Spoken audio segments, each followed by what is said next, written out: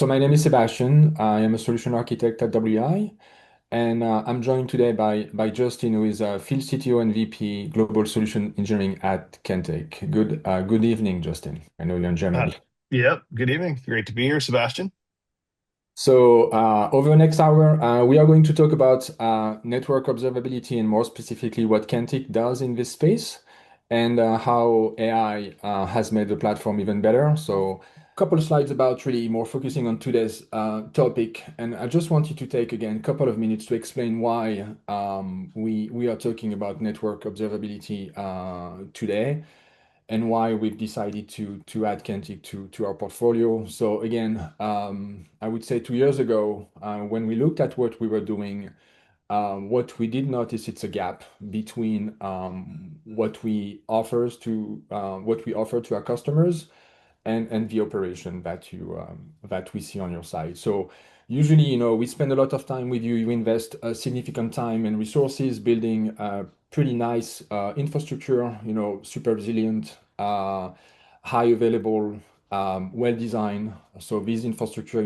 are pretty robust and support critical application. And again, this is across different domains, right? Campus, data center, cloud environment, SaaS application, internet connectivity, whatever it is.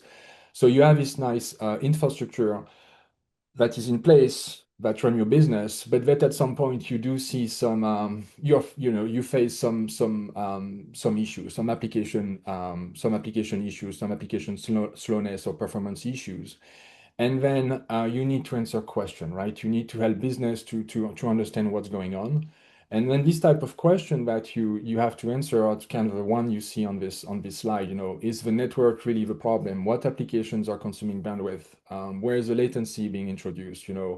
Is the issue internal on the cloud side, on the internet side? And unfortunately, what we did see, it's like most of our customers do have monitoring tools which are great tools, for monitoring devices, validating that the device is up or the interface is up, whatever it is. But these tools um, are not able to answer this type of question. So there is a gap again between what we build and how you operate. And so we decided to look at this and say, how can we fill the gap? And this is where we network observability solution definitely can fill this gap, right? So having this in mind, we looked around for a solution because again, we believe that deploying a network is only one part of this journey, right? And an organization customer also need a comprehensive visibility into the network they're running. So we looked at a solution, a network observability solution to add to our portfolio. And when we looked at it, the solution we were looking at or we were looking for was a solution able to deliver end-to-end network observability, being able to provide real-time traffic analytics, but also provide pretty deep visibility across the various domains that you have, like data center, campus, cloud environment, internet, you name it. And uh, and so looking around, we identified Kentik as we believe the right solution for this type of uh, to be able to answer this question that we saw in the previous slide. So we believe Kentik is the right solution and can definitely benefit our customers, right? So I'm going to stop here and I'll let Justin explain what Kentik is, what they do on our side, and how the platform can help you, right? So thank you, and Justin, the floor is yours. Just as a quick agenda on what I'm going to go over here, I'm going to kind of take what Sebastian was saying and talk about some of the themes that we're seeing in the industry, cutting through some of the hype that we hear in the media when it comes to AI and what it's going to be able to do, not be able to do. Talk a little bit about the journey that I see customers taking, or we see customers taking here at Kentik, from how they're doing things today to this goal of full autonomy in the way that they run their networks. Talk about agentic adoption across various different market segments. take a look at the current state of adoption of AI when it comes to network operations, NetOps. Talk about some key capabilities that you need to be thinking about if you're going to go on that journey. And then I will have a couple slides at the end just on Kentik and how we're integrating AI into our product and our feature set. Uh, so again, like I said in the agenda, the first thing we should talk about is kind of separating the hype from reality, right? In the media, we hear a lot of things about AI. In fact, I just recently saw an article where the Pope was weighing in about AI, right? It's become that mainstream that everyone is hearing about it on a fairly daily basis, right? But there are there's a lot of what I will call AI washing going on, right? Where there's a lot of things that are promised that AI can help with that are hype. Agents are here, and that everything is an agent. There's a lot of products that are claiming to be agentic, but when you really dig into it, the way they're using AI is not technically fitting the definition of agentic. So what is the reality, right? The value is still a little unclear on some of these use cases. There are some that are already starting to surface that are showing some real value to the organization, to the business, to be able to have tangible ROI. But there are still quite a few of these that are still very experimental, and the value of them is unclear.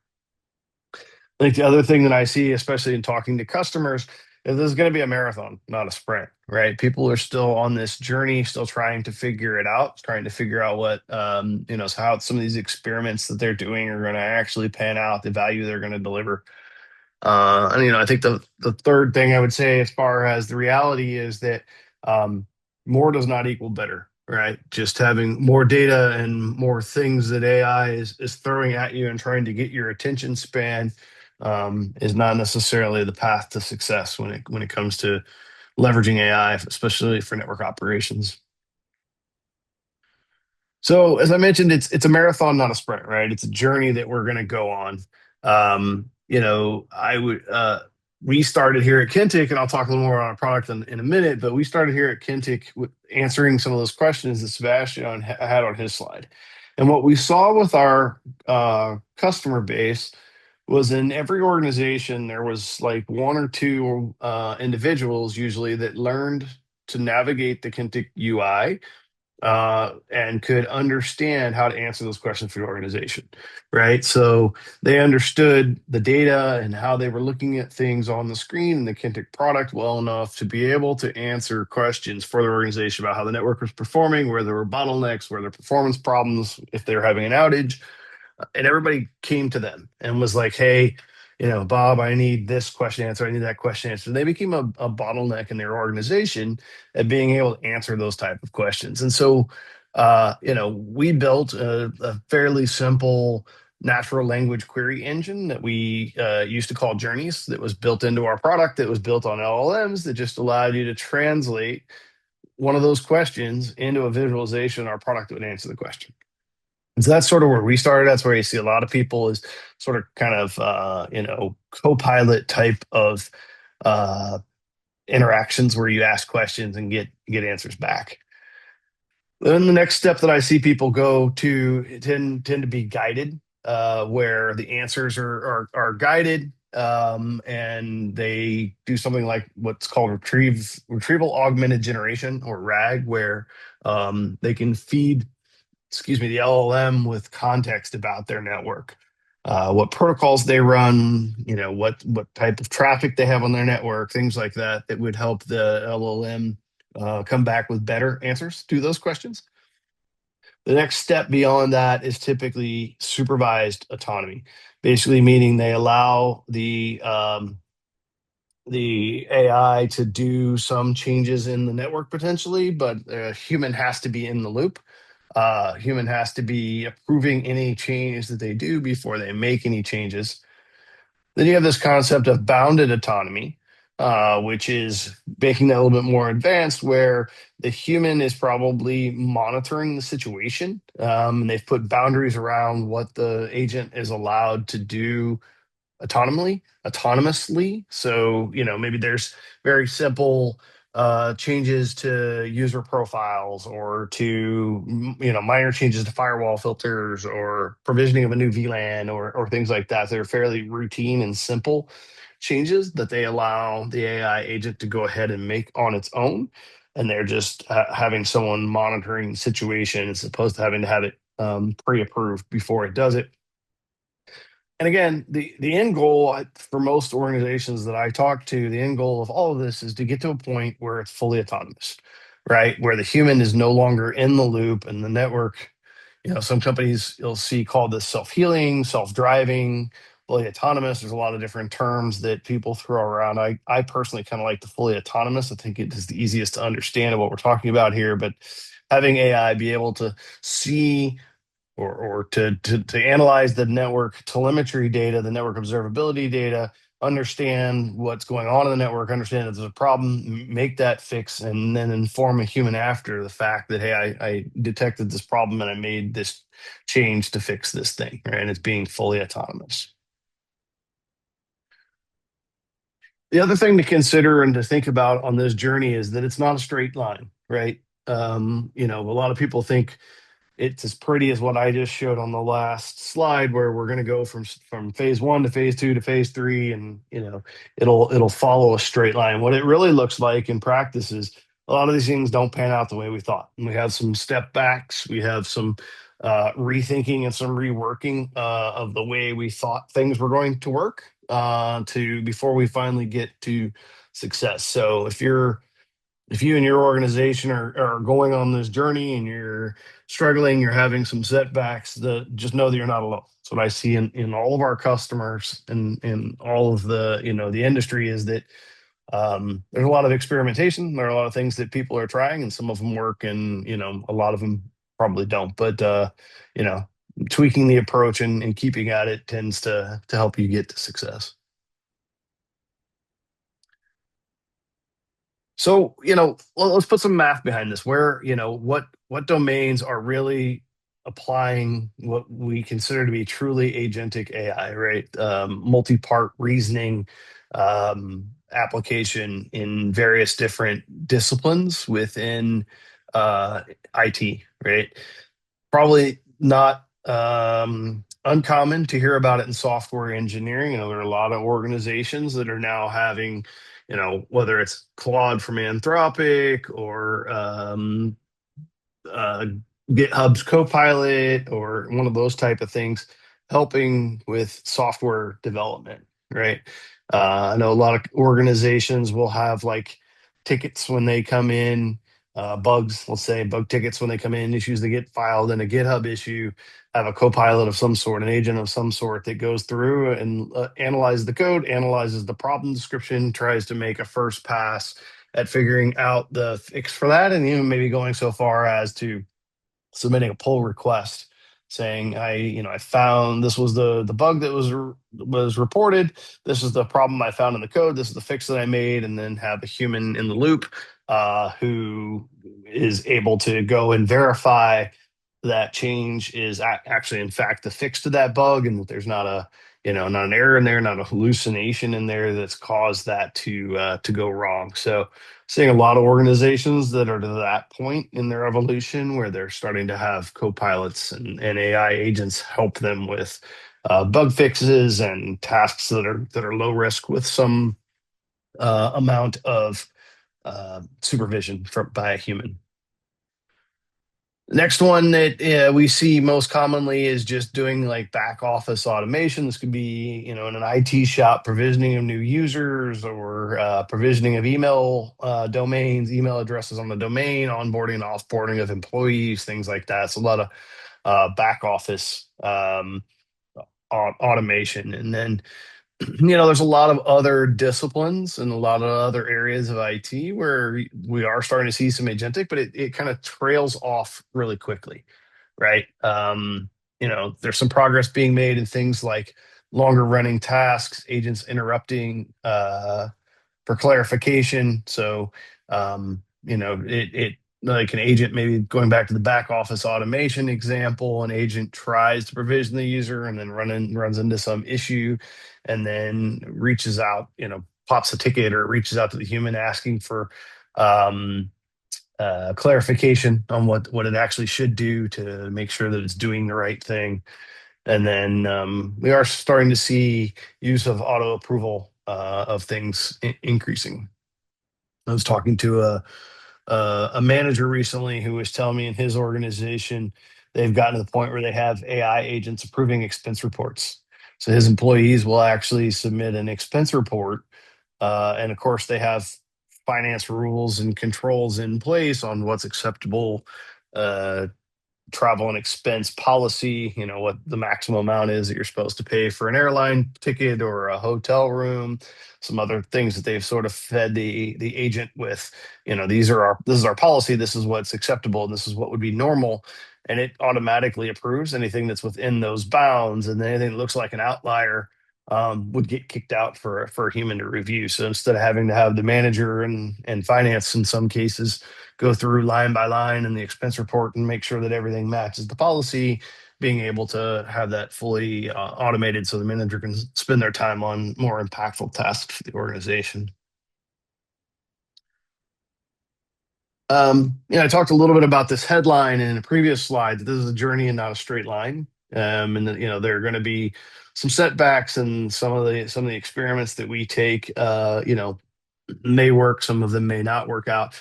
But sort of, if you think about it, kind of follows a normal hype cycle from Gartner, for those of you who are familiar with that concept, where you've got, innovation at the very beginning, a lot of experimentation, people playing around with different things to see what works, what might not work. And then you have this peak of inflated expectations, then a trough of disillusionment, slope of enlightenment, and plateau of productivity. And so I would say very few organizations that I have talked to beyond maybe your hyperscalers are to a point where they're in that plateau of productivity, right? A lot of other organizations are somewhere along this journey, and a lot of it depends on the use case and the organization's sophistication, how long they've been at this journey. Um, but one of Gartner's surveys last year was showing that only about 1% of organizations are using agentic for network operations, right? For network troubleshooting and configuration and those type of tasks. So still a long way to go to be using and leveraging AI for network operations type of use cases. Um, but Gartner is also, based on their surveys and their analysis, saying that by 2030, so about another 4 years from now, 50% of organizations will be using agentic for NetOps, right? So over the course of the next four, maybe 5 years, let's just say, we should see a lot more adoption, and we'll start to see a lot more of these use cases become tangible and understand the value of them for network operations. And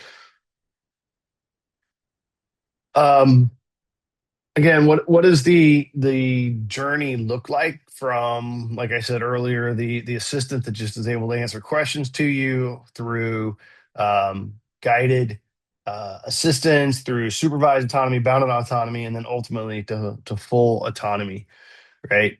Um, it's going to have an explosion in the number of agents that we have running in our environment and that we have to manage and maintain.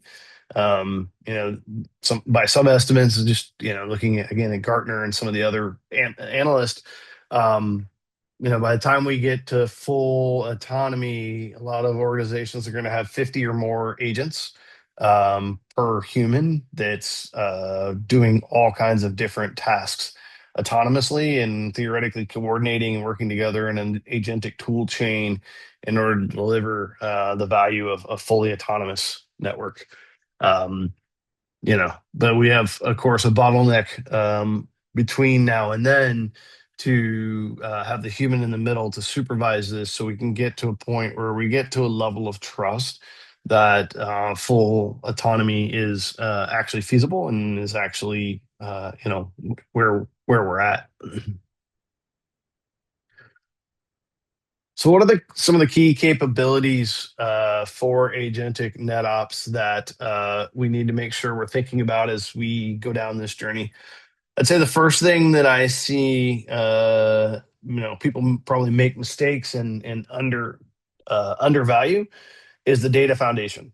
right? This is sort of the old adage of garbage in, garbage out, right? If you don't have data that's clean and well organized and has context around, what the data actually means and how to interpret the data, adding AI on top of it, adding an agentic layer on top of it's not really going to help. It's going to be making decisions and providing guidance and so forth on incorrect or missing data and incorrect assumptions. I think the other thing that I see that helps people with getting to success when they start on this agentic journey is codifying the domain expertise, right? So instead of trying to build one huge model that reasons across the app layer, the network layer, security, storage, everything, creating domain expertise in each one of these subdomains that then can reason well and have good domain expertise in a particular area, and then building an agentic tool chain where you have agent to agent communication between various different agents that really understand their domain law. And the way I kind of think of this in my own head is no different than having your team of human beings, right? If you are running a large IT shop, large enterprise IT shop, you're going to have someone on your team who's an expert in storage, a person on your team who's an expert in security, and a person on your team who's an expert in application deployment, maybe cloud, like these various different domains, networking. You're going to have all these different experts on your team that work together and collaborate because they need to be something an expert in their domain in order to be able to really understand in a deep level how it all works, and then they work together with each other, which is sort of your agent to agent codification, if you will.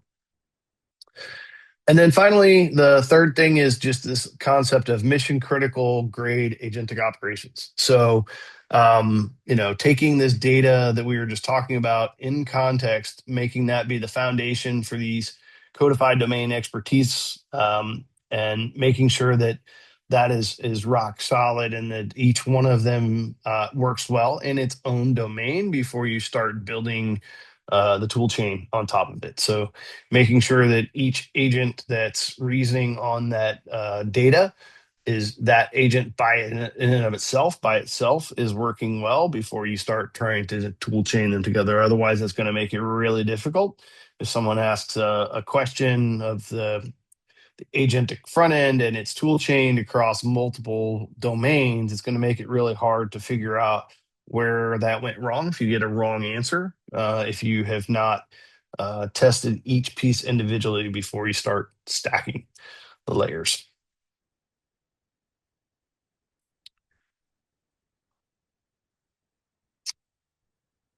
So a little more on this data foundation for the context specific to the networking domains we're we here at Kentik are experts on. Um, we started, and I'll get a little more into the Kentik product here in a few minutes, but we started really focusing when we started the company on traffic telemetry, understanding the traffic that's flowing through the network and the profile and the makeup of that traffic. Um, and so, what is really important when it comes to understanding your network traffic is being able to have that core data enriched with things that you see in this top white box. So things like IPAM, knowing who your IP addresses are allocated to, marrying it with BGP table information, so you understand how your traffic is being routed through the BGP layers out on the internet, combining it with DNS information that allows you to figure out what applications your users are accessing.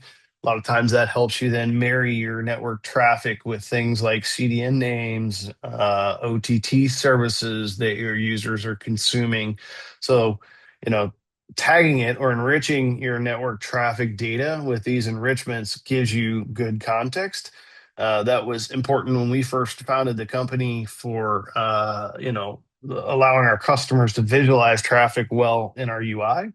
But we're finding it's a mandatory foundation for building an agentic layer, because again, if your data is not clean and not well organized, and not easy to have that context around it, then the agents, the LLMs, don't reason well on that data. They just don't have the right data. It's not clean. They're making bad assumptions based on bad data. So it's important to have this data stored, correlated in a timely manner, easy to access, um, and also all in the same place, right? A lot of organizations have very siloed databases that will have some piece of this. So, some organizations may have their operational state data or their configuration state data in one platform and one product, and then they have their asset inventory, the traffic data, each in different databases and different products. And by doing that, by siloing and segregating your data, it makes it very difficult for an agent to be able to correlate across all of that data and help you get to root cause, even just for the network layer, nonetheless, for working agent to agent with agents and other domains of expertise, and trying to get to answers.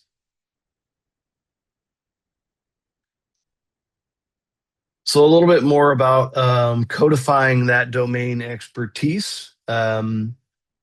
You know, what is important is, this kind of gets into what they call retrieval augmented generation, or RAG, being able to codify some of the domain expertise that your team, your human team has, right? Things that they understand inherently, at least once they're well trained, that an LLM by default would not know, right? And so doing this helps to drive better results.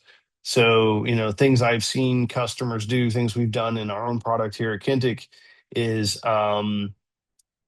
feeding it like playbooks that your operations teams may have that they use for how they troubleshoot various different types of issues. So, as an example, maybe your operations team has a playbook for when they get a BGP neighborship down message in the operations center.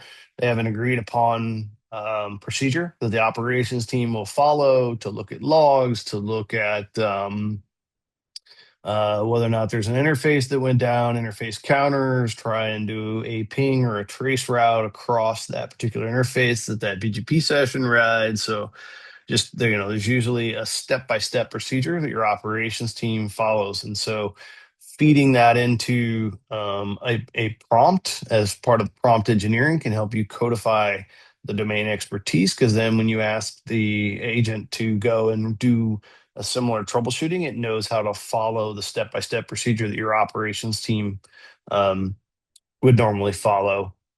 Some others that I have seen be really helpful for customers are things like feeding vendor documentation into it, or contact information for uh, if you're buying third party circuits from a third party, like let's say you're an enterprise and you're using a carrier for your bandwidth for your internet connectivity into your location, being able to put in names, phone numbers, email addresses, websites for contact information for that. Then when your operations team goes and runs a question of your AI agent, and the answer to that question is that you need to contact your carrier because you're having performance issue with your upstream internet provider, it can come back and say, this is also the person you should contact. Here's the 800 number you're supposed to contact, or the name and phone number of the person that's our support organization through our contract with that upstream vendor. So just feeding it that type of information helps the answers that you get back be much more clear and much more uh, down to what your team and your company actually needs.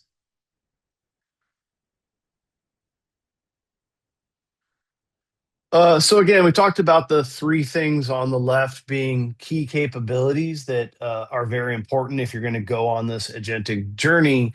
And that really drives the results that you see on the right here on the slide, right? It allows you to lower hallucination risk. So I talked about a few examples where providing it with context around playbooks or contact information, your upstream carriers, can help it reduce hallucination. So it can help the answers that you get back from your agent be much better quality. You get much more reliable outcomes from it that way, more deterministic like results. So I found with a lot of network operations and network engineering folks, were used to traditional if then else statements in code and in automation, where we expect that if we ask a question 10 times, we're going to get the same answer 10 times because it's deterministic. That's not the way that agents work. It's not the way that LLMs work. They're non-deterministic in nature. The way they're designed to work, they predict within a certain margin of error what the result is, but they don't necessarily always get the same answer. So you may ask the same question 10 times and get 4 or 5 different answers. They're going to be roughly the same, but they may vary from time to time. So they're not deterministic in nature, but the more you follow these best practices on the left side here, and then we've talked about, the more accurate your results are going to be and the more deterministic that they will look like. And ultimately, what this is going to do for the organization is it's going to help drive trust when they adopt agents as the way that they interact with these products. It's going to help drive that trust that the answers that they're getting are the correct ones and the outcomes that they're getting to are much more reliable. So as far as Kentik and who we are and what we do and how our product works, like I said, we founded the company based on mostly network traffic information in the form of NetFlow or one of its derivatives. Since then, we've added in, you can see on the bottom, a lot of different data sources that we consume as sort of the data input into our modern big data platform that we've built. This whole thing is, think of it like a modern big data engine that's SaaS based that can consume all of this data, correlate it, enrich it, and make sense of it for our customers.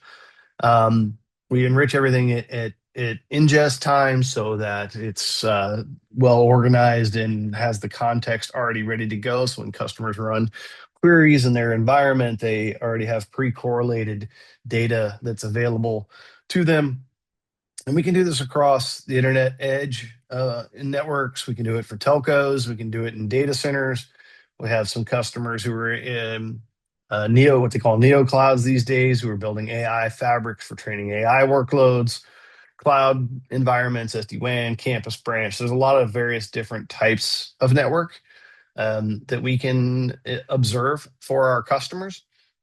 And then, most of what we've been talking about here today is what you see on here as AI Advisor. So this is Kentik's agentic AI that we have built into our product and exposed via an MCP server so that customers can interact with it in an agent-to-agent tool chained way. And, a lot of the things that I went through around best practices, we obviously have followed our own advice in our own product and spent a lot of time codifying and providing prompt engineering so that when someone asks a question of our AI advisor, it's following best practices for into our customers' environments to get them to the most accurate outcomes and results from AI advisor. Who Kentik is and who we serve.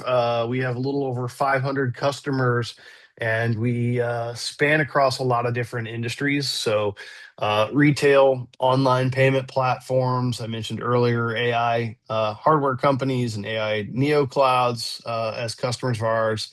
4 of the world's top 10 media companies, 2 of the world's most valuable automotive brands. You can see some of the logos here on the slide. So we like to say that any customer who has a complex network environment and any customer whose network is critical to how they do business is a good customer prospect for Kentik, because the more complex the environment, the more critical the network is, the more that there's a need, as Sébastien said at the top of the call, for a network observability. It's become much more of a must-have versus a nice-have for those type of environments, and that's where we see customers getting the most value out of our product. As far as the company itself, we were founded 12 years ago in San Francisco. At this point, we are a fully remote company with employees in 19 different countries.